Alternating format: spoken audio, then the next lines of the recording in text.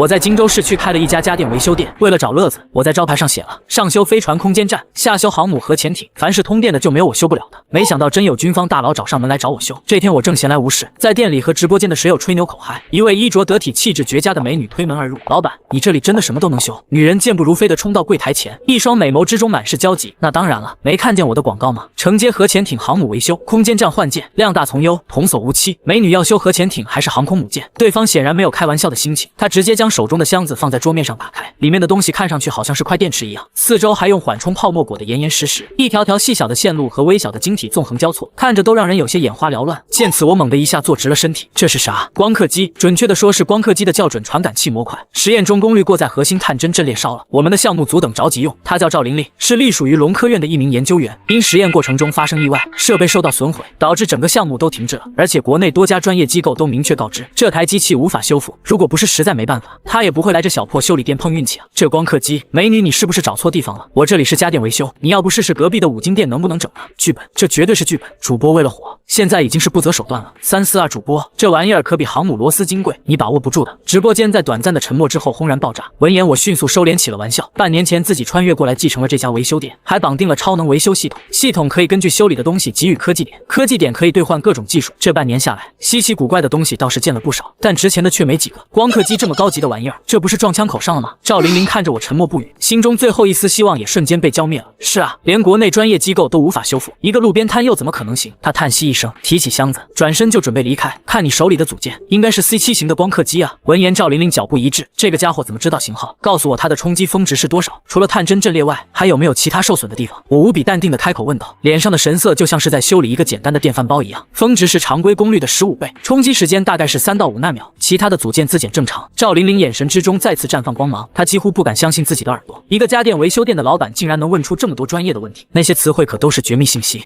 能修。见此，赵玲玲的呼吸都瞬间停止了。能修？她居然说能修，我勒个豆！是我傻了还是主播疯了？主播别吹了，这玩意儿你要是整坏了，把你卖棉北拆了都赔不起。密集的弹幕瞬间刷满屏幕，修是能修，但价格可不便宜，钱不是问题，只要你能修好，我马上申请经费。赵玲玲狠狠一咬牙，她已经做好被我狠宰一顿的打算了。闻言我微微一笑，伸出5个手指头，行，500万就500万。赵玲玲顿时整个人倒吸一口凉气，虽然贵得离谱，但眼下情形她没有讨价还价的资格。你想啥呢？500万，500块不还价，主要是你这个东西，它修起来很耗电。500块，你确定？赵玲玲彻底懵了，感觉自己的认知已经完全被眼前这个男人颠覆。她急忙掏出手机对准收款码付款，叮到账500元。见此我咧嘴一笑，旋即大脑袋往镜头面前一扎。家人们，今天的直播到此结束，接下来是付费内容，想看得加钱了。关闭了直播间，整个小店内就剩下了赵玲玲。她轻蹙眉头看着我，又看了看四周杂乱不堪的环境，心中顿时又是一阵后悔。这地方连个像样的仪器都没有，她咋修啊？这要是整坏了，自己下半辈子的国家饭是吃定了。在赵玲玲的注视下，我不紧不慢地戴上了一副防静电手套，在桌子上面铺了一块相对干净的白布，然后才将箱子里面的模块小心翼翼地拿了出来，放在了桌面上。系统来活了，下一秒，我的眼前便出现了面板信息，检测到可修复物品 C7 光刻机校准感应模块，损坏程度87%，修复方案分析完毕，请确认是否修复。系统的机械音在我的脑海中回响，点击确认之后，我微微一笑，一切准备就绪。我转身从一个积满灰尘的货架上搬下来一个军绿色的箱子，箱子打开的瞬间，赵玲玲的眼睛都快蹦出来了。本来以为我有什么秘密武器，可当箱子打开后，里面的东西却让她大跌眼镜，一把被改造的奇形怪状的电烙铁，一个家用热风枪，出口处还被硬生生的扣了一个好像喇叭一样的盖子，剩下的工具也大差不差，不是像厨房的打蛋器，就是各种垃圾摊里淘回来的破烂。赵玲玲心中顿时涌上了一股不祥的预感，她不会打算用这些破烂玩意儿修自己的光刻机配件吧？老板，赵玲玲张了张嘴，想说点什么，却又停了下来。事已至此，她该怎么办？质疑还是中断维修进度？别紧张，我这些设备都是祖传的，当年阿波罗登月的时候还用它们抛光过呢。如果不是看你这是光刻机，我都舍不得拿出来用。我一边做着准备工作，一边冲着她咧嘴一笑。阿波罗登月，赵玲玲嘴角狠狠地抽动几下，她此刻已经认定了我就是个骗子，但她也没有别的办法，死马当活马医吧。另一边，我已经拿起手中的电吹风对着模块吹了起来，没有想象中的热浪冲天，却是带着一股淡淡的臭氧味。在我拿出的拙劣的特殊放大镜下，赵玲玲惊奇地发现，那些微米级线路此刻竟然在快速地回归正轨。这是什么？赵玲玲讶然惊呼道。电致伸缩效应的逆应反应作用，用特定的频率化作脉冲，使晶格金属记忆恢复。简单来说，就是帮她记起自己本身的模样。我一边吹一边随口解释道。赵玲玲脑子已快要死机了，这对吗？自己拼了命学习才进入的研究院，但是自己的学识之中根本没有这方面的半点记忆。不等赵玲玲反应过来，另一旁的我已经把那把难看的电烙铁通上了电。电烙铁的尾端连接着一根针状物，正在逐渐的变红。赵玲玲刚刚的情绪还未缓过来，紧跟着心脏又是提了起来。她要干什么？一根烧红了的大头针能干什么？这次我深深的呼吸了一口气，紧跟跟着脸上露出前所未有的认真。大头针保持静止不动，然后缓缓地靠向模块上被损坏的核心探针阵列区域。针头刚刚靠近，一股肉眼勉强能看见的电弧便闪烁了起来。赵玲玲透过独特的放大镜，亲眼看见了她这一生都无法忘记的一幕：基板上面原本被大功率烧毁的区域，此刻正在重组。那电弧似乎不只是电池中，还带着某些物质。别这么惊讶好不好？这不就是个冷原子玻璃吗？做完这一切的我回头看着赵玲玲那张惊愕的能塞进一颗鸡蛋的小嘴，有些无奈的撇撇嘴。研究院的科研人员就这显得多没见过世面啊！赵玲玲急忙一把抓住旁边的椅子，才没让自己彻底倒下去。不就是个冷原子玻璃？你要不要听听你在说什么？这种技术在他们对于未来技术设想的论文中都不敢写的。赵玲玲已经说不出话来了，她死死地捂住嘴巴，努力不让自己发出声音。她感觉自己寒窗苦读几十年建立起来的科学观，正在被眼前这个男人用一堆破铜烂铁砸得稀碎。好了，最后一步了，重建探针阵列和微米线路。我放下手中的大头针，又拿起了一旁的打蛋器。赵玲玲就那么眼巴巴地看着我，从一旁的饼干盒子里拿出点小粉粉，装进了小玻璃瓶里面，紧跟着打蛋器放进了小瓶里面。开始工作不是旋转，而是一种低微频率的震动。那些小粉粉也在震动之下逐渐变换着颜色，最终化作了一堆发光的液体。超声波雾化悬浮。赵玲玲下意识地出口道：哟，见过啊，那说明你这个科研人员当的还行。我咧嘴一笑，紧跟着电烙铁又启动了，这次十分的认真。大头针一点点沾着发光的液体，利用极小的电弧一点点往基板上粘贴，那电弧仿佛有生命一般，主动地将液体修复在了基板铺设好的路线上。赵玲玲透过特殊放大镜看到，那原本烧毁的基板线路此刻正在快速地进行着修复，而且修复好的基板线路比原来的还要完美。时间1分1秒的过去，修好了。此刻我的头上已经是汗水细密了，这玩意儿的精度哪怕是有系统加成也不容易啊！修好了。赵玲玲瞪大了眼睛，这才不到半个小时时间，你真用大头针加上这一堆饼干盒子装的玩意儿给修好了？至于我的技术啊，你不一直都在看放大镜吗？检查一下。哦对了，我还给你提升了一下你们光刻机的精准度，所以得加钱。此话一出，直接让赵玲玲瞪大了眼睛，眼神之中满是不可思议的神色。她的脑海中还在回荡着我刚才说的什么冷原子玻璃技术。震撼之中，我自然也成了一个不折不扣的世外高人。而现在这个世外高人居然和他谈起了最俗气的东西——钱。这巨大的反差感顿时让他有些转不过弯来。老板，你刚才说的那个什么电质伸缩什么的，那个不是和你说了吗？祖传下来的独门手艺，不外传的。我一边把自己那些劣质的工具收起来，一边笑着回答道：祖传下来的手艺，光刻机才出来多少年啊？你家祖上挺年轻啊。那个，你说要加钱要加多少啊？差不多这个数就行。我随意的摆摆手，然后又继续收拾烂摊子。5根手指头，这是5万还是50万？赵玲玲再次愣住了，打多了不太好，但是打少了貌似更不好啊。好，50万就50万。我说你这个女同志，不能不把国家的钱当钱啊！500块你别老忘了行不行？赵玲玲那双大眼睛闪烁着，不敢置信，这都修好了，你都不狮子大开口一下吗？那可是光刻机技术啊，你就是要上千万我也得给你啊！500块1分不能少。赵玲玲瞬间无语了，你说她贪吧，她就要500块；你说她不贪吧，她还让你加钱啊！对了，刚才和你说了，你们这个模板的精准度我帮你们校准了一下，实在不好意思啊，你们这个模板属实是有点老了，我没忍住，原先的共振频率太粗糙了，我给你们往前挪了1个百分点，应该对你们的项目没啥影响吧？我抬头看着赵玲玲，有些担心的问道：你说多少？赵玲玲闻言顿时倒吸一口凉气，作为专业人员，她太清楚这1个百分点的含金量。那个老板，我能要个你的联系方式吗？干嘛？我可是正经人，东西都给你修好了，你怎么还想连吃带拿的呢？赵玲玲彻底的无语了，她实在是有些不知道眼前的这个男人到底是个什么情况，一会儿世外高人，一会儿又下头的厉害。不是，我是想修理东西的话，能够第一时间找到你，且我看你是怕东西没修好，找不到我人了吧？放心吧，我的店就在这里，你随时来。如果没修好，我把那800块钱退给你就是了。赵玲玲嘴角狠狠地抽了抽，这是800块钱的事儿吗？后面加4个零都没问题啊。但她又想到自己出来的时间也不短了，现在得赶紧回去交差了。赵玲玲刚刚走出修理店，电话便响了起来。抛出手机，赵玲玲顿时是浑身猛然一颤，是院长打来的。赵玲玲，你在什么地方？不是让你去修复模块吗？电话刚接通，对面便传出了院长愤怒的咆哮声。院长，您别着急，东西修好了，我现在马上就送回去。修好了？你在哪里修的？张院长的声音明显的停顿后问道。在一个家电维修店修好了。他抬头看着我的店铺，有些小心翼翼的说道。赵玲玲，你是不是急糊涂了？那可是光刻机。张院长的声音瞬间如同核弹爆炸了一般。我没撒谎，真的修好了，核心传感阵列、微米级传导线路都修复了，而且精度也提升了1个百分点。对面沉默了许久，张院长才缓缓开口道：你在什么地方？我现在去接你。一路上，研究院的车疯狂地飞驰着，前面开车的张岭南脸色铁青无比，赵玲玲怀里抱着箱子，浑身的神经都紧绷到了极致。他知道此刻的院长已经快到了爆发的边缘了，可他脑子里却满是我那一脸的玩世不恭和那些看上去和破铜烂铁一样的修理工具。他甚至是怀疑自己刚刚只是做了一场奇葩的梦。研究院的大楼门前早就站满了各个项目组的科研人员，车子刚刚停靠在大门口，众人便围了上来。玲玲，怎么样？联系上原厂了吗？模块呢？快拿出来，咱们的项目等不了太久了。众人七嘴八舌的质问道，声音一阵比一阵更高。修好了吧？赵玲玲抱着箱子，低着头，小声道：修好就修好了，好了吧？是什么意思啊？众人顿时都有些呆滞起来，面面相觑，纷纷是从对方的眼神之中看到了疑惑。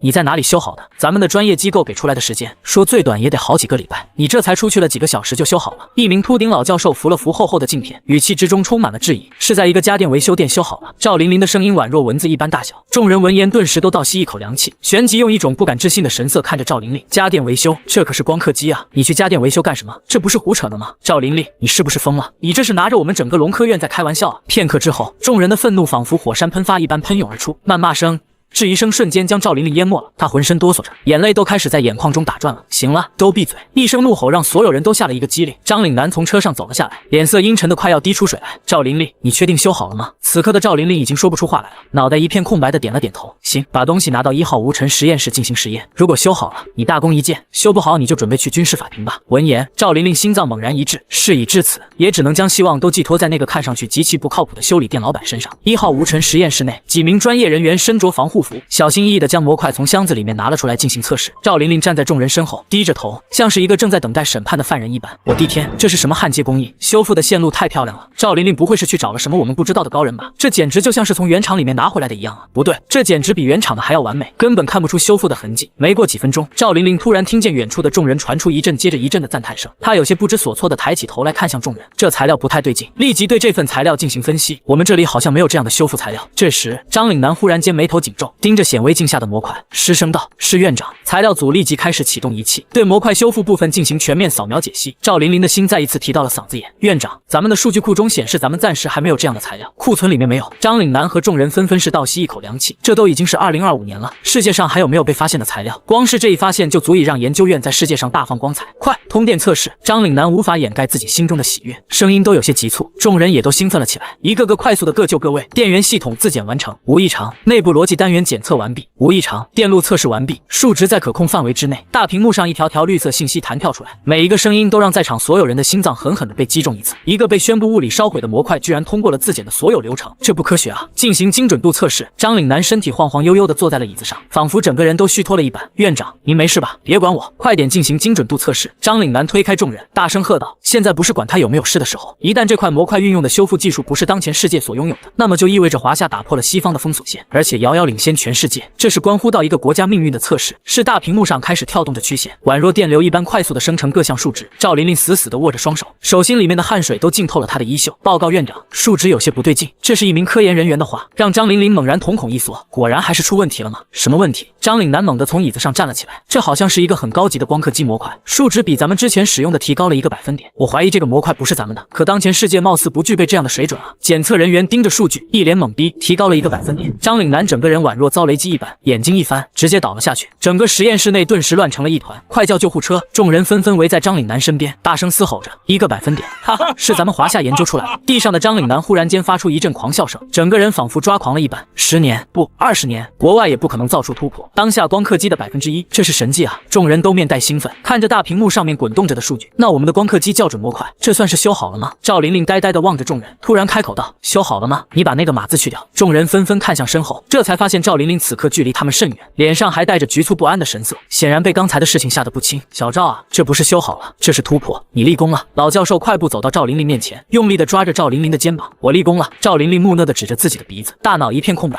她现在还没从担惊受怕中走出来。刚才院长都说自己要上军事法庭了，这怎么眨眼间就又立功了呢？赵琳琳道。赵琳琳急忙站直身体，像一个听见了首长命令的战士一般。鉴于你在本次重大技术攻克难关之中的卓越表现，现在我任命你为本研究组的组长组组长。闻言，赵琳琳瞪大了眼睛，她已经开始怀疑自己的耳朵，能够进入龙科院工作就已经是普通人的天花板了，升任组长那起码得要很高的资历的。她今年才20来岁，根本不够格啊！就因为这模块的修复，恭喜啊琳琳，你得请客吃饭啊！众人纷纷围了上来，七嘴八舌的祝贺道。只有赵琳琳一个人还处于懵逼状态之中，她现在相信了那个看上去十分不靠谱的年轻人说的话。没错，不光修好了光刻机模板，甚至连1%的精准度调整都是真的。说吧，赵组长，很多专业机构都说没修好，你是去找了哪个军工还是哪个总参？这么大的事儿，我亲自登门拜谢。张岭南兴奋地看着赵琳琳问道。众人也目光齐刷刷地汇聚在了赵琳琳的身上。我没有骗大家，我真是在一个修家电那里修好的。赵琳琳深呼吸一口气，喉咙都有些发干。修理摊子修个电视机都费劲，咱这可是光刻机啊！就是你这玩笑一点都不好笑吗？我真的没开玩笑，当时我实在没办法才去的那家修修理店，因为他门口挂着的牌子特别吸引人。赵玲玲说着话，声音变低了下去。什么牌子？上修航母空间站，下修脸盆电磁炉，但凡是通电的就没有他修不了。赵玲玲完完整整的背了下来，整个实验室内顿时鸦雀无声。他们看得出来，赵玲玲没撒谎。然后呢？然后我就进去了。那老板用电烙铁和热风枪，还有个打蛋器，就把模板修好了。最后一共收了我800块钱。赵玲玲一边说话一边看着众人的反应，声音也一点点弱了下去。而此刻的众人嘴巴都张得老大，他们看向赵玲玲的目光之中充满了震惊和不敢置信。打蛋器、修理光刻机，这都哪到哪？真有这技术，恐怕全世界都得为他干一仗。这件事暂时设定为最高机密，谁敢乱转，以间谍罪论处。张岭南冲着众人大声喝道：“项目组现在立刻按照全新的精准度给我制作一批芯片出来，我要最短的时间看到成果。”众人领命后，立即进入到了各自的岗位，展开了工作。玲玲，你别走，先过来一下。赵玲玲刚想换衣服上岗，张岭南却冲着她招了招手：“你现在还记得那个修理店在什么位置吗？记得那行，你带我过去一趟，我想见识见识这个老板。”张岭南的一句话直接让赵玲玲瞪大了眼睛。院长要见一个修理铺的老板，平日里多少人想见院长都没机会了。好，赵玲玲木讷的点点头，你在外面等我一下，我去拿个东西。如果这个老板能够把这个东西修好的话，那他想要什么，我张岭南都满足他。张岭南嘴角扬起一个弧度。几分钟之后，赵玲玲终于等到了急匆匆跑过来的张岭南。当他看见张岭南怀中抱着的东西时，心中顿时咯噔一声。南斗3号全球卫星导航系统，高精度原子钟同步芯片。张院长不会是要让那个小老板修理这玩意儿吧？这能修好吗？亲爱的家人们，你们的主播又回来了。修理铺内，我架好了手机，又开始大呼小叫了起来，身边还有一个18、19岁的可爱小姑娘。家人们看见我身边的小妹妹了没有？她鼠标坏了，哥哥我今天就让她见识见识什么叫做单身20年的修理速度。我笑嘻嘻的边拆鼠标边调侃：峰哥，你真能修好吗？我这个可是限量版，去了好几家店都说修不好。小姑娘声音柔柔弱弱的，听起来都让人骨头发麻。妹子，你可以质疑哥的人品，但是绝对不能质疑哥的手速。瞧好吧你，啧。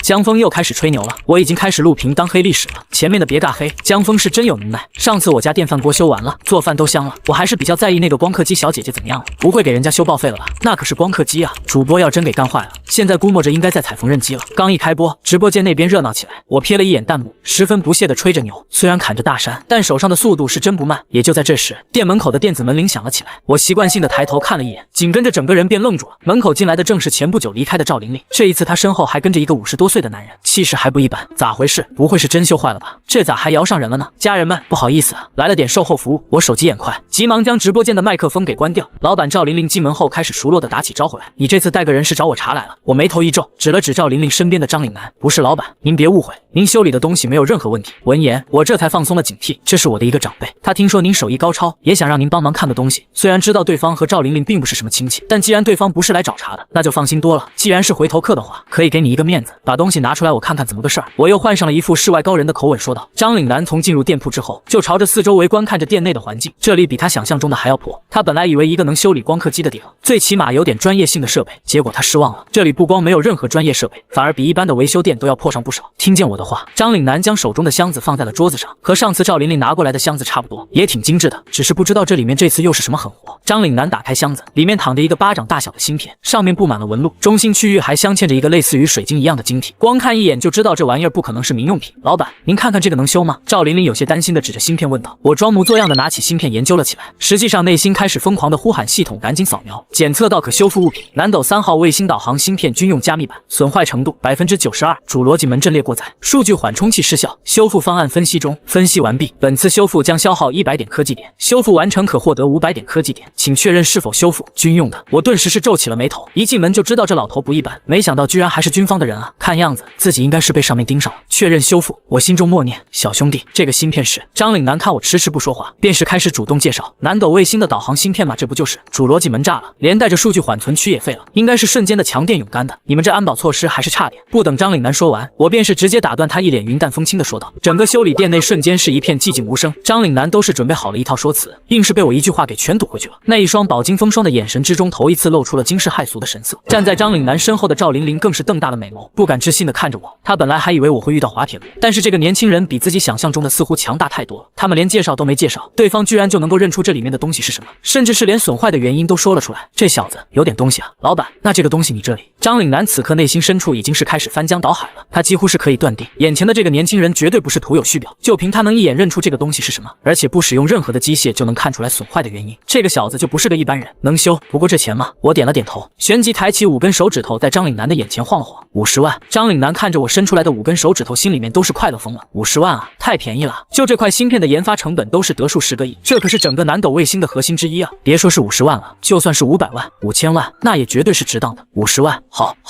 转账还是银行卡？张岭南开心的和个王八蛋似的看向我，脸上的褶子都是笑得皱起好几层来，和刚才那个威严十足的老头子根本就是判若两人。闻言，我的眉头猛地皱了起来，看向张岭南的眼神也是瞬间变得不客气起来，甚至还带着几分不悦。不是，少了吗？我的表情变化让张岭南心里面顿时狠狠一揪，脸上的笑容也是瞬间凝固了。不过他转念一想，这种技术含金量要个500万也正常，反正上报上去上面肯定是会同意的。这种机会和人才，他们求还求不来呢，岂能是金钱能够染指的了呢？张院长，不是50万，是500块。赵琳琳眼看着我的脸越来越难看，急忙凑到张岭南耳边小声提醒道：500块人民币。张岭南都是怀疑自己的耳朵出了毛病了，这块芯片的价值有多高他太清楚了。500块钱连装芯片的盒子都买不来啊，这个价格简直就是对国家尖端科技的一种侮辱啊！靠，爱修不修，你们这帮搞科研的人呢，钱来的就是太容易了，国家的钱不是钱啊，纳税人不是人呢，就500块，多一个字我也不带修的。我直接是将箱子靠前一推，然后干脆一屁股坐在椅子上，随手又是打开了直播间的麦克风。我靠，主播你终于回来了，我以为你被查水表了呢。哎，那个美女研究员又来了，旁边这个大叔是谁啊？看起来很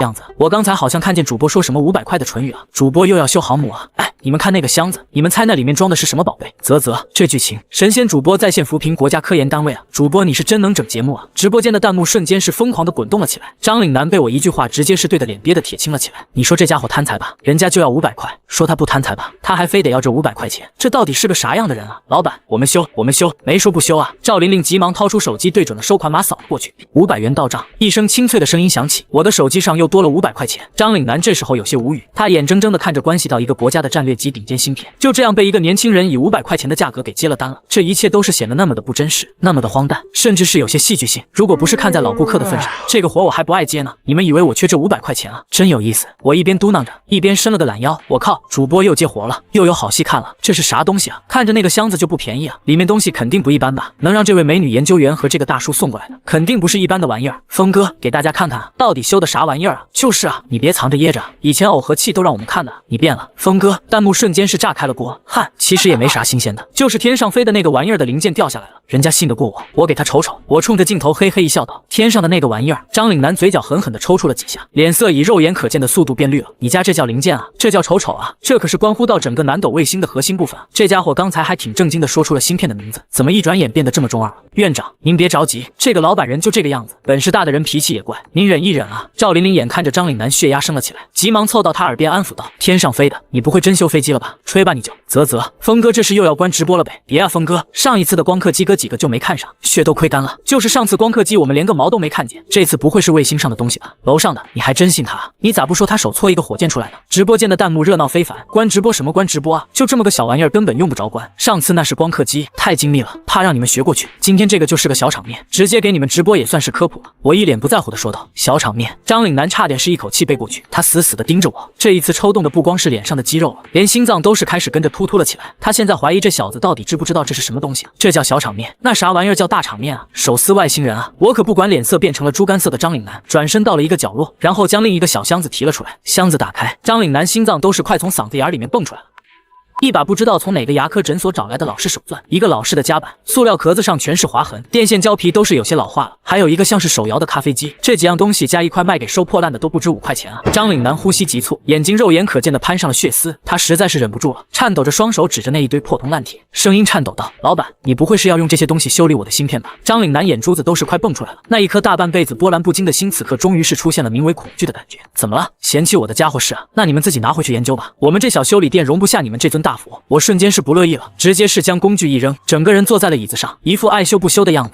修，老板，我们修，你看我们钱都付了。赵琳琳见状急忙说道：琳琳，可是这院长，咱上一次的光刻机修复也是这么修好的，上一次的工具还不如这一次的好呢，您忍一忍啊，忍一忍。张岭南憋得满脸通红，却是被赵琳琳给硬生生的压了下去。系统上班，我白了张岭南一眼，心中默念道，紧跟着我眼前的画面便是变成了一堆堆的数据纸。刷，我麻利的将夹板插上电，嗡，那夹板瞬间是亮起了小红灯，发出一阵嗡嗡的低频频率的轰鸣声。我将夹板缓缓地夹在了芯片上，缓慢地掠过每一个细节。与此同时，赵琳琳十分熟练地拉过我的特殊放大镜，透过放大镜，张岭南和赵琳琳看见了不可思议的一幕：芯片基板上面的通路此刻正在被舒缓展开，然后又是重新回归到了它本该待着的位置。这是什么技术？张岭南浑身汗毛都是炸裂了起来，只感觉自己这么多年的科研白干了。这他妈的夹头发的夹板能修理芯片了，那自己学了那么多的东西算什么？早知道这样，自己上超市20块钱买个夹板得了呗，500块钱都省了。这是在干啥啊？给芯片做烫发呢？虽然我看不懂，但是主播这一套节目效果是拉满了。主播是哪个技校毕业的？这也敢拿出来秀啊？峰哥你悠着点啊，别一使劲把芯片给干碎了。虽然感受到智商受到了挑战，但是我还是选择看下去。真他妈猎奇啊！这内容，直播间的观众们看的也是一头雾水。张岭南和赵琳琳两个人此刻已经是说不出话来了，二人挤在放大镜前面，眼睛瞪得老大，额头上的汗水越来越多了。紧跟着我放下夹板，然后拿起了手摇咖啡机，从一个茶叶罐里面倒出一些粉末，然后放入咖啡机的入口处，嘎吱嘎吱，我缓缓地开始摇动咖啡机，那咖啡机就像个80岁的老头一样，发出快要散架的声音。琳琳，你确定它是这么修好的光刻机？张岭南脸色已经是不能用难看来形容了，这简直就是在哄小孩玩啊！咋看这也不像是修东西啊？对啊，院长，你看那个粉末，这个技术叫超声波雾化悬浮。和张岭南不同的是，另一旁的赵琳琳却是满脸的欣喜之色。超声波雾化悬浮，这是什么技术？张岭南更是听得一头雾水，这玩意儿教科书里面有吗？还是这个年轻老板自己发明出来的？太离谱了，我懒得搭理他。紧跟着便是拿起牙科的手钻，沾着粉末进行修复芯片破损的地方。这一套流程和修补光刻机模块大同小异，只不过材料上却是大有不同。撕拉，一道道肉眼难以看见的电弧从针尖跃迁到芯片线路上，精准的修补着每一处塌陷下去的地方，而那已经是崩塌的不像样子的芯片破损处，竟然是在肉眼可见的被修复完成。张岭南呆呆地望着这一切，惊愕的说不出话来。如果不是亲眼所见的话，他绝对不会相信这是真实发生的事情。一堆破铜烂铁竟然是在修复国家级顶尖的芯片技术，这可比手撕鬼子要离谱太多了。这一刻，时间仿佛在我的小店内被无限拉长。张岭南和赵琳琳的呼吸已经是快要完全停止了，尤其是张岭南，他感觉自己的胸口仿佛压着一块极大的石头一般，每一次的心跳都是在剧烈的撞击着自己的肋部。塌陷下去的筋格被重新搭建起来，断裂的电路也被无暇的衔接了起来。这不是简单的修复过程，而是更高难度的创造过程。撕拉，伴随着最后一点材料被融化进了芯片，我终于是抬起头来松了一口气。那一整块芯片在放大镜下被看得清清楚楚，修复是修复好了，但是却是和以前不太一样了。但是要说哪里不一样，张岭南和赵琳琳两个人还真说不出来。芯片通体泛着一股子奇特的微光，所有的路线都是井然有序的排列着，核心区域的筋格更是完美无缺，仿佛它一直都是那个样子的。好了，我将手中的工具随手扔进工具箱里面，轻描淡写道：好了，这就好了。张岭南猛然回过神来，不敢置信地看着我，这可是芯片啊，南斗卫星导航的芯片啊，这才多长时间啊，你就好了？这哪怕是放在专业机构，没个几个礼拜几个月的都想不出方案来啊，不然呢？敲锣打鼓捡个彩，再让你们领导讲几句。我抬头反问道：不是我。张岭南现在是真想骂娘啊，这小子能力挺强，就是这个嘴是真毒啊，一句话给他对的一口气都是上不来了。看着我将各种工具随手扔进了箱子，那随意的模样简直就像是修理了一个不亮灯的电饭锅那般简单。一股巨大的荒谬感席卷了张岭南全身，我一定是疯了，要么就是在做梦，这怎么可能啊？张岭南已经是陷入了深深的自我怀疑之中了。这就好了，就这么简单。刚才发生了什么事情？我好像看见了上帝在做针线活啊！前面的别走，我看见了女娲造人。啧，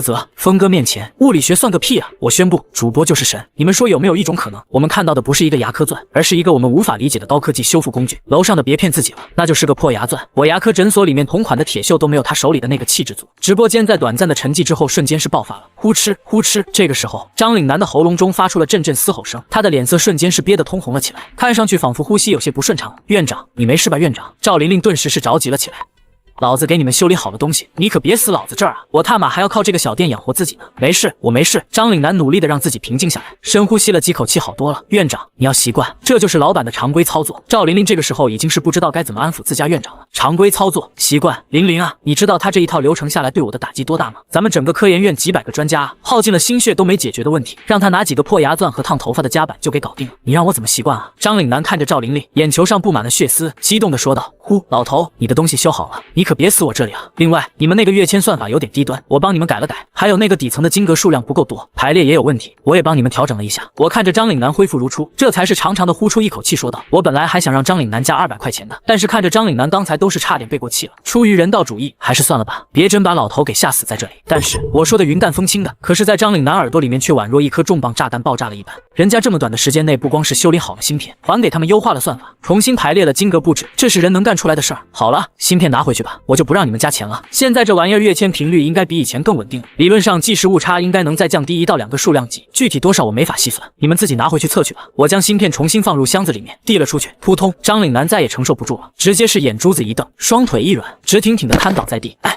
老头，他来修东西的还是来碰瓷儿的？我告诉你啊，你再不起来，老子报警了！都说了不加钱了，你还想讹老子？我瞬间是原地蹦了起来，指着张岭南就是一顿疯狂输出。第7研究院，也就是张岭南的研究院内，1号无尘实验室内没有人声，却是人影交错，每个人的脸上都是严肃的，仿佛在打一场战争。光刻胶涂层均匀度检查完毕，误差在允许范围内，眼模板校准中，目标精度提升1%，正在重新计算对位参数，真空室气压稳定，已达到预设值。一道道汇报的声音此起彼伏，声音之中充满了急促，没有人敢在这个节骨眼上放松半分。负责这次实验的首席工程师李伟正死死地盯着大屏幕，听着耳麦中不断传出来的声音，他眉头紧皱，呼吸都是不敢大口，额头上的汗水都是浸透了防护服。1个百分点的提升啊！这是夏国有史以来最离谱的实验，也是最重要的实验。只要确认了它的存在性，那么夏国从今往后就能在光刻机的精准度上狂甩国外几条街了。纵然他亲自看见了光刻机模块没有问题，但是在他的心里面，一个修理摊子上面修理出来的东西，仍然是让他有些不敢相信这是真的。启动曝光程序，李伟通过对讲机对所有人下达了最终的命令。嗡，一声轻微的闷响响起，光刻机开始运转了。所有人都是屏住了呼吸，这是他们测试的最后一环，也是最重要的一环，成败在此一举了。时间在这一刻变得无比的漫长，数据在大屏幕上疯狂的滚动着，每一个字符都仿佛在场每一个人的心脏在疯狂的跳跃着。曝光完成，显影、清晰、烘干，流程一步步进行着，每一步都堪称教科书式的完美。当那片承载着无数人希望的晶圆被机械手臂送入检测台时，李伟的心脏几乎是快停止跳动了。所有人都是双目发红，死死地盯着那检测屏幕上的数据。1秒、2秒、3秒，整个实验室内落针可闻。刷，突然间，大屏幕上给出了最终的分析数据，检测结果完美，所有单元项目正常，结构完整，实际精准度对比提升1.2%，整个实验室瞬间是安静了下来，所有人都是仿佛木头人一般被定了身。成功了，成功了，我们成功了！不知道是谁先喊了出来，紧跟着下面的所有人都是发出了一阵轰天动地的咆哮声，哈哈，成功了，真的成功了！1%的精准度，真的做到了！天啊，我不是在做梦吧？谁给我一巴掌啊！众人都是仿佛发了疯一般，朝着四周围的同事大声嘶吼着，他们大笑着，但是泪水却是宛若泉涌一般肆意的流淌着。李伟呆呆地盯着大屏幕上那个1.2%，身体遏制不住的颤抖着。他缓缓地摘下护目镜，任由泪水从脸庞滑落。他承认自己之前对那个修理摊存有质疑，但是现在很显然他输了。他读了这么多年书，学到的知识被一个搞家电维修的攻击的体无完肤，完全的颠覆了他一直以来建立起来的学识大山。与此同时，夏国的中枢科研系统，这里掌管着全国所有的科研院，是夏国真正的科研中枢系统。会议室内气氛有些凝重，10几米的会议桌坐满了人，这些人都是夏国当前最有影响力的科学家，又或者是曾经的科学泰斗。首位的是中枢系统的负责人李建国，大家都看过了吧？张岭南的报告，大家谈谈想法吧。李建国敲打着桌面，声音有些温怒。众人的桌面上都是摆放着一份报告，一份来自第7科研院的最新报告。这还有什么好说的？张岭南简直就是在胡闹。C7光刻机校准模块那是核心中的核心，就是放眼全球能够修复的国家也是屈指可数。他倒好，拿给一个家电维修去修理光刻机模块，真把光刻机当成电视机了。一名老者直接是拍案叫起，脸上满是愤怒。我同意刘老的看法，报告里面写着什么祖传手艺、民间高手，他以为这是在写武侠小说啊。我看他张岭南是压力太大出现幻觉了。另一名情绪稍好的院士点了点头说道，我们被西方国家卡了这么多年脖子了，大家心里着急我们是可以理解的，但是越是这个时候，越是要保证头脑清醒。张岭南这是在虚报，这已经不是简单的失职了，说严重点，这已经是严重涉及到了危机了。会议室内的气氛越发的浓重起来，几乎所有人的意见都是非常的一致。第7研究院的院长张岭南这一次摊上大事了。李建国听着众人的议论，眉头皱得更深了。他了解张岭南，那是个严谨到极致的科学家，绝对不会是信口开河的人。但是这一份报告内容实在是让他没有意料到，太离谱了。张岭南院长在科研领域的贡献，我们是有目共睹的。或许这件事情有其他缘由也说不定了。一个相对年轻的院士开口说道：“能有什么蹊跷？我看最大的蹊跷就是这份报告本身。我认为我们应该立即停止第7研究院的所有研究项目，并且派遣调查组进行调查，同时给予张岭南记大过错分。”刘老第一个站起来反驳道：“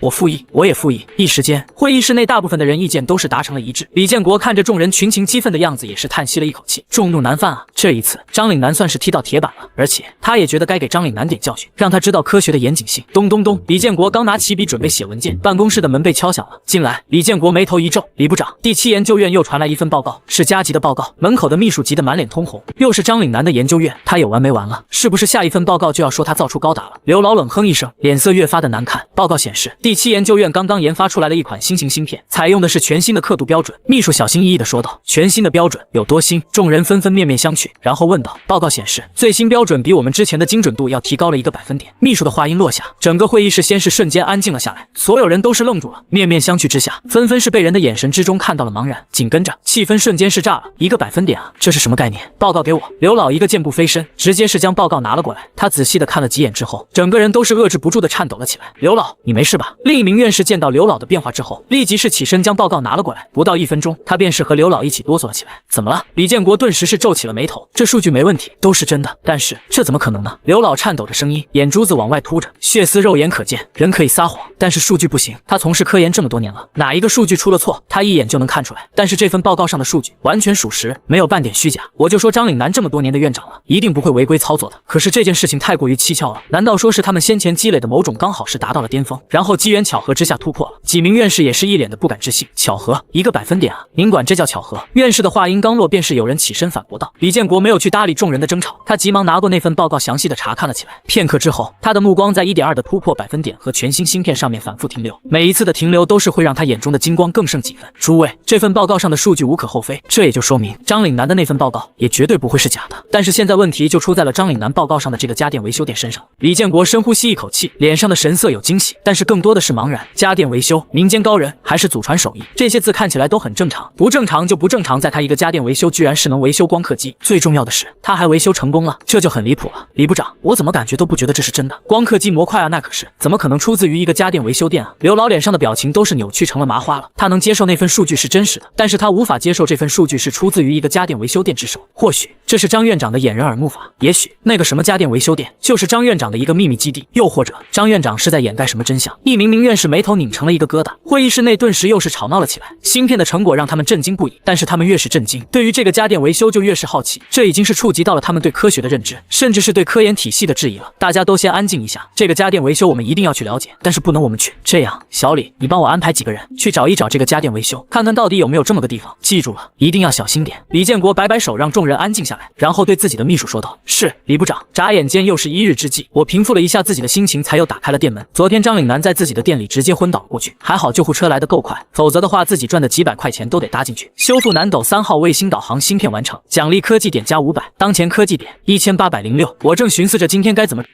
脑海中忽然响起了一道熟悉的机械音，我眼神微微一动，终于到账了。系统打工人的科技点你也不按时发放啊！检测到科技点存量突破1000，全能修复系统开始升级，升级完毕，解锁新功能广域探测，宿主可在半径100米范围内主动感知所有可修复物品，并获取其基本损坏信息与修复方案。还有意外收获啊！检测到待修复物品王记包子铺蒸笼，密封圈老化；检测到待修复物品幸福小区3号楼路灯灯丝烧断；检测到待修复物品共享单车链条脱落。下一秒，我的脑海中仿佛多了一张无形的网，以我为中心，无数条密密麻麻的数据信息出现在我的眼前，我嘴角微微上扬，这个功能倒是不错啊，省了不少事。哈喽，家人们，咱们今天不修电饭锅，不修洗衣机，咱们聊点高科技。我和往常一样，和打开直播和水友们侃大山。峰哥又开始。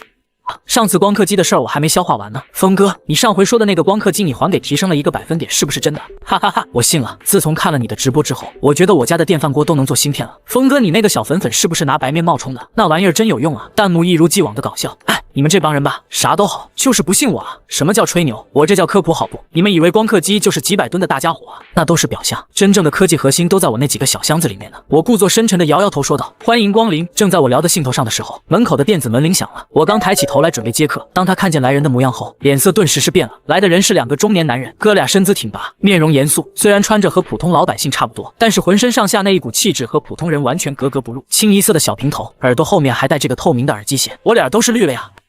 就差把便衣2字写在脸上了。你俩以为拍电视呢？当老子瞎看不见那耳机线啊？2个人进入店内之后也和普通人不一样，他们没有先去找我，反而是朝着四周围观望着，那模样根本就不像是来修理东西的，更像是来这里视察工作的。好家伙，昨天自己才送走一个，今天这就又来了2，自己这小店都是快赶上网红打卡点了。家人们，来生意了，我先招待一下子。我冲着镜头面不改色的说道：“老板，营业呢？”这个时候，一个男人冲着我嘿嘿一笑问道：“峰哥，这2人看起来挺严肃啊，走路都不带拐弯的，这气势不像是来修东西的，更像是来抓人的。”感觉不像是客户群体啊。峰哥的客户群体一般来说不是那些广场舞大妈和刚毕业的愚蠢的大学生吗？他们不会是来查水表的吧？峰哥，你偷税漏税了，楼上的别扯了。峰哥修一次东西就20块钱，哪够得着交税的标准啊？直播间顿时是活跃了起来。营业，当然营业了。2位老板要修什么？是进口洗衣机不赚了，还是双开门制冷冰箱不制冷了？我双手扶在桌子上，饶有兴趣的看着硬是装老百姓的2人。老子不营业，你俩能进来？多时食人间烟火吧，你俩就这还当便衣呢？派遣这两人来的人也不咋聪明啊。老板，看看这个东西能不能修一下子？其中一个男人将一个小玩意儿放在柜台上，说道：“那玩意儿方方正正的，没啥宝贵的箱子包装，就那么丢在了柜台上。这啥玩意儿？老式的 MP3，还是老式的充电宝？”我皱眉拿起来看了看，随口问道：“对，这就是个一个老式的音乐播放器，不知道怎么的就不行了。老板，你能修不？”那人连连点头，笑着问道。我面无表情，心里面却是笑得不行了。音乐播放器？你家音乐播放器长这模样啊？真是糊弄鬼呢呀！刚才哥俩一进门的时候，系统就已经是将哥俩身上带电的所有物品信息尽收眼底了。眼前的这玩意儿名叫黑哥军用加密器，简单的来说，就是个窃听器一类的东西。故障原因为非标准断电而导致安全锁死了。准确的来说，就是这玩意儿本来不是坏的，这哥俩硬是给它整坏了，而且还不是物理性的整坏了，哥俩还整了点高科技的狠活进去。这哥俩果然不是来修东西的，这是来摸底的呀。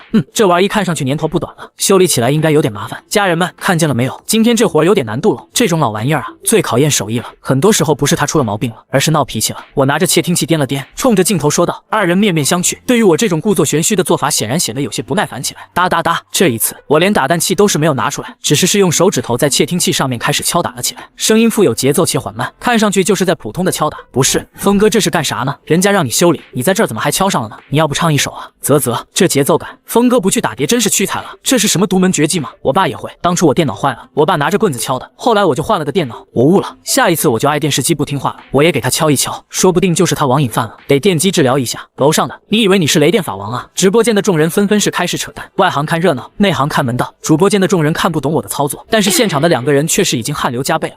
他敲的是紧急序列重组，一人小声的凑到另一人耳边说道：“我听见了。”另一个人微微点头，神色无比的震惊。这是国家级的窃听器，这种序列重组本身就是为了不暴露之下毁掉内置感应器。但是一个修理家电的老板，他怎么知道这么做能修理好？就在二人心中掀起万丈波涛的时候，我手中的窃听器红点闪烁了起来。吧嗒，行了，搞定了。我就说啊，这种玩意儿就欠收拾。20，扫码还是现金？我将手中的窃听器直接扔在了桌子上，冲着二人伸出2根手指头。哥俩彻底的愣住了，神色呆滞的望着我。他们设想过无数种可能，这个老板就是个骗子，又或者根本认不出来这是个什么东西。谁曾想到，人家压根儿是连设备都没有使用，直接就一套精准无比的序列重组干出来了。你是怎么知道？其中一人此刻说话都是有些不利索，眼珠子更是拼命的往外面扑着。不是说了吗？祖传手艺，我爷爷当年就是靠着这一手绝活把村里拖拉机的便秘给治好了。我冲着二人露出一口洁白的牙齿说道。不过呢，话说回来了，二位老板，你们拿着个窃听器告诉我说是音乐播放器，这一点不厚道吧？我要是真给你们把这玩意儿当成音乐播放器拆了，整坏了算谁的？我突然间似笑非笑的看着二人，声音也是有些玩味道。轰！二人的头发瞬间是竖了起来，身体宛若遭雷击一般过电。他们以为这个年轻人什么都不知道，可结果人家从他们一进门的时候就运筹帷幄之中，不仅是知道眼前东西怎么修理，更是十分清楚这是个什么东西。两个步入中年的男人就像是幼儿园的小朋友一般，被这个年轻人的老板给戏耍了一遍。那个啥，我们两个哥俩已经是汗流浃背了。此时此刻，两个训练有素的特工在我面前已经是哑口无言了，两个脸憋得一个比一个通红。行了，别废话了，20块钱没听见啊？你们两个想赖账啊？我可告诉你们，我这里全程直播，你俩的脸都在我大屏幕上直播出去了。我不耐烦地冲着二人摆手说道。你别说是便衣了，你就便衣了来修理东西也得给钱啊！给，我们给。哥俩连连点头，旋即掏出手机，急忙给我扫了20块钱，20元到账。我手机响起了一阵到账的声音。行，你俩还有事儿啊？修完了还不走？我查看了一眼到账信息，旋即奇怪地看向二人。这上面训练的都是什么人啊？这两人就不提前打探一下子老百姓的流程吗？收费环节是最后一环啊，交完钱了就拿东西走人啊，还在这里待着等自己怀疑身份呢。走，马上走，马上走！二人一脑门的汗水，转身就要离开。哎，东西不要了！我在身后无语的大声喊道。要！两个人拿起窃听器，逃也似的离开了小店。要！我还切割闹呢！家人们看见了没？那两个人已经是被本主播的精湛的手艺深深的震慑到了，所以以后家里电器啥的都丢给主播，包修好的航母啊、火箭啊啥的，你们油也能带过来，主包给你们喷个气上个油啥的都没问题。看着二人落荒而逃，我又是对着直播间开。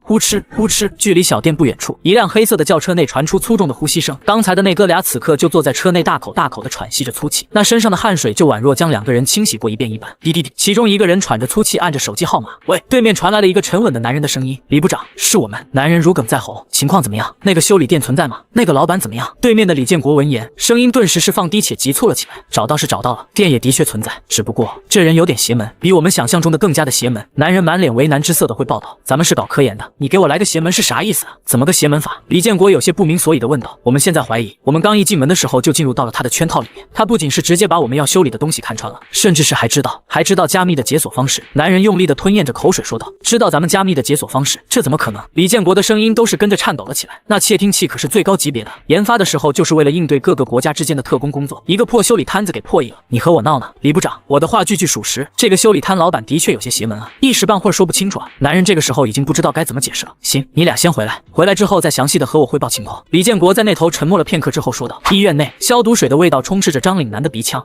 张岭南缓缓地睁开眼睛，映入眼帘的是一片雪白色。心电监护仪正发出有节奏的微弱声音，在他的一旁是昏昏欲睡的赵玲玲。院长，您醒了。医生、护士。赵玲玲眼见张岭南苏醒了，急忙大声喊道：“芯片，我们的芯片呢？”张岭南没时间管自己的身体问题，他现在最担心的就是自己的芯片怎么样了。芯片在呢？在呢。赵玲玲急忙将小箱子拿了过来，张岭南急忙接过箱子，打开看了一眼里面安然无恙的芯片，那颗悬着的心这才是放了下来。我要出院。片刻之后，张岭南说道：“院长，医生说您现在的身体不能出院，需要静养。”赵玲玲吓了一跳，急忙说道：“不行，眼下正是关键时刻，我必须出院。”张岭南十分固执地挣扎着起身，一把将自己中指上的仪器给拔了。哎，你们怎么把心电图给拔了？快躺回去，我们马上要给你进行输液的。门外面的医生护士冲进来之后，顿时都是大声呵斥道：“不用了，我要出院，现在你的身体状况不能出院。我说了，我要出院，现在，立刻马上。”张岭南面色严肃无比，语气之中充满了坚定：“就让他出院吧，我们研究院有更加良好的医疗设施和医生。”赵玲玲知道自己院长的脾气，冲着身边的医生叹息一口气说道。张岭南手背上的输液针被拔掉，他急忙的跳下床，紧跟着一阵头晕目眩，但是此刻他显然是管不了这么多了，三下五除二的换好了衣服，然后怀里紧紧的抱着南斗卫星的芯片。曾经这就是个破烂玩意儿，但是现在这是他的宝贝嘎达。去开车，马上回去。张岭南的话不容拒绝。是，院长。黑色的轿车在路上狂奔着，张岭南怀中始终抱着那个小箱子，他的思绪早就是飞到了那个承载着整个夏国命运的实验室。赵玲玲几次都是想让他放下，但是话到嘴边最终还是咽了回去。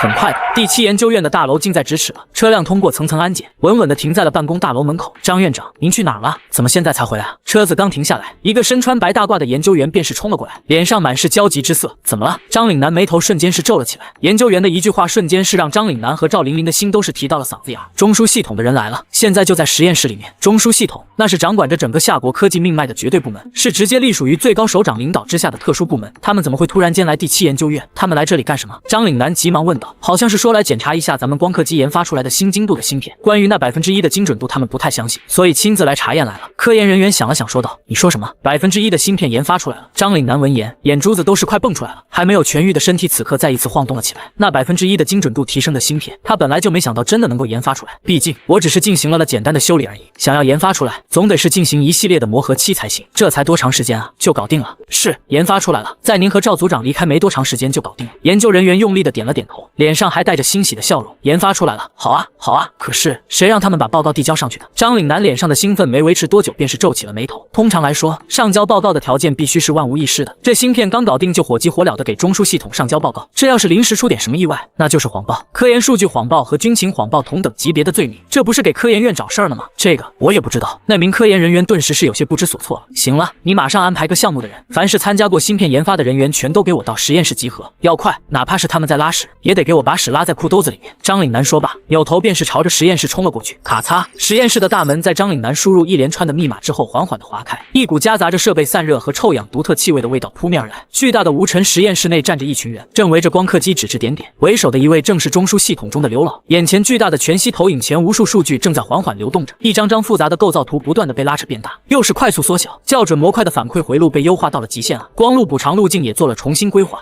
这简直是鬼斧神工啊！一名院士死死地盯着那一堆复杂的构造图，由衷地感慨道：“关键是这些优化都是在原有构架下完成的，没有破坏任何基础协议，这怎么可能啊？这需要对整个光刻机校准系统的理解达到一个匪夷所思的深度。”另一名院士也是跟着赞叹道。刘老听着几个院士的声音，脸上的肌肉狠狠地抽搐几下。当他看见那一份报告的时候，就觉得这是编造出来的东西。他压根儿是不相信这个世界上竟然是会有人对光刻机的理解深度达到这样一个匪夷所思的地步。但是当他真正来到了实验室之后，他才是发现事实远远的比他想象中的更加离谱啊！院长，您来了。这个时候，实验室的研究人员看见了张岭南，一个个都像是看见了救星一般，眼中大放光芒。刘老，你们来了。张岭南快步上前，和几个院士连连打招呼。张院长，你能不能告诉我们，你们实验室到底是怎么回事啊？光刻机就先不说了，就说你们的这个芯片，它为什么会出现这种结构？刘老仿佛抓住了救命稻草一般，脸上的好奇都是让面部表情扭曲了。张岭南闻言，满腔的客套话瞬间是销声灭迹了。解释？他解释个毛啊！他连芯片研发出来了都不知道，当时他都已经是住院了，咋解解释啊？刘老，诸位院士，这个东西解释起来有些麻烦，咱们不如直接上测试数据吧，那个更加直观一些。张岭南清了清嗓子说道。众人闻言纷纷是赞同的点了点头。什么样的解释都不如正儿八经的数据来的更加有冲击力。几分钟之后，参加芯片研发的众人也到场了，众人纷纷各就各位。那一枚新研发出来的芯片被小心翼翼的夹了起来，放入平台的测试卡槽内。嗡，一道声音响起，卡槽自动锁死，透明的真空罩缓缓下降，将整个测试平台都是笼罩其中。环境自检开始，真空环境正常，温度恒温定在21.5摄氏度，电磁屏蔽已开启。各个单位的工作人员的声音在整个实验室内转了出来。先进行基准校准精度测试。张岭南盯着全息投影，额骨的咬肌都是在暗自用力。校准模块响应时间3.8纳秒，运行稳定，光路偏差修正率每秒12.5微米，超过设计指标1.2%。听着各单位的情况汇报，现场的人群之中立即是出现了一阵骚动。仅仅只是一个基础的数据就已经是让他们大为震撼了。刘老，这个数据已经是非常惊人了。咱们正常光刻机的校准模块原设计修正率正峰值是12.1微米。一名院士悄悄地凑到刘老面前，小声地说道：“刘老面无表情地嗯了一声，看起来波澜不惊。实际上在那宽阔的白大褂里面，他的一双手已经是死死地扣进了自己的肉里面。基准测试通过，开始第二阶段的高强度负载测试。张岭南同样的面无表情，但是他遏制不住颤抖的身体，早就是将他此刻焦躁不安的内心给出卖了。指令输入完成，全息投影立即是出现了宛若洪水一般的数据，疯狂地涌入了芯片之中。这一测试是在模仿光刻机在极限的条件之下进行超高精度的曝光状态以及复杂运算状态。芯片占用率99.6%，温度开始上升了，45度、67度、70度了，核心温度75.8，已经抵达黄色警戒线了。各单位汇报的人员声音都是有些颤抖了起来，实验室内的空气也是在这一刻变得焦灼起来，每个人的脸上都是立刻呈现出了紧张的神色。失败与否，成败在此一举。咕咚咕咚，实验室内一片寂静，只有众人疯狂吞咽口水的声音不断的响起。在以往的测试之中，芯片一旦超过了安全温度，将会直接启动自我保护，频率降低，校准性能也会大大的减弱。然而此时此刻，全息屏幕之上的校准响应时间数据却是丝毫没有落下，依然稳定的维持在3.8纳秒。温度稳住了，76度，已经76度了。扩音器内传出一阵振奋人心的声音，这怎么可能？它的散热功率是怎么稳住的？这不符合我们的设计方案啊！一名院士拼命地扶着自己的眼睛，死死地盯着全息投影。刘老和众人也是面色凝重地看着全息投影，此刻他们的内心深处已经是被深深地震撼到了，这已经是颠覆了他们对于传统意义上的科学理念。呼，张岭南此刻深深地呼出一口气，眼前的数据变化并没有让他放松下来，他此刻突发奇想，他要玩一波大的，好好的让中枢系统这帮领导们开开眼，全体都有，准备最终测试，模拟光刻机在极限震动、高热以及复杂电磁干扰下的运行状态，进行超精密校准与纠错测试。张岭南这句话一出口，在场所有人都是愣住了，无数道目光朝着他投了过来，眼神之中满是不解和惊愕之色。院长，极限震动和强电磁干扰那是最高标准，没有任何一枚芯片能扛得住的，它会瞬间烧毁的。旁边的院士急忙提醒道：“老张，我们已经看见了全新芯片的成功之处了，你不用再测试了，这已经是非常完美了，我们非常满意。”一向都是淡定的刘老这个时候也是破天荒的开口劝说道：“你们没听见我的命令吗？立即执行！”张岭南此刻就像是疯了一般，根本是听不进去任何人的话。哪怕刘老在中枢系统占据着不低的地位，但是这里是第7研究所，是他张岭南的地盘。我说了，不许测，我看你们谁敢动弹。刘老这个时候是真急了呀，这么好的芯片，如果因为张岭南突然间增加上去的难度整坏了，那他们这帮人得心疼死。负责测试的各个单位的众人纷纷是双手悬空，额头上的汗水顺着脸颊滑落了下来。这玩意儿谁敢测啊？中枢系统的刘老不让测，张岭南偏要测。一个是比研究院规格还高的中枢系统，一个是他们的直系领导，得罪哪一个都不好整啊！测！张岭南面色冷峻无比，大声喝道：“是！”各单位的科研人员不敢违抗张岭南的命令。刚刚才停止运转的光刻机再一次启动了起来，屏幕上的全息投影数据再次疯狂地滚动起来。张岭南，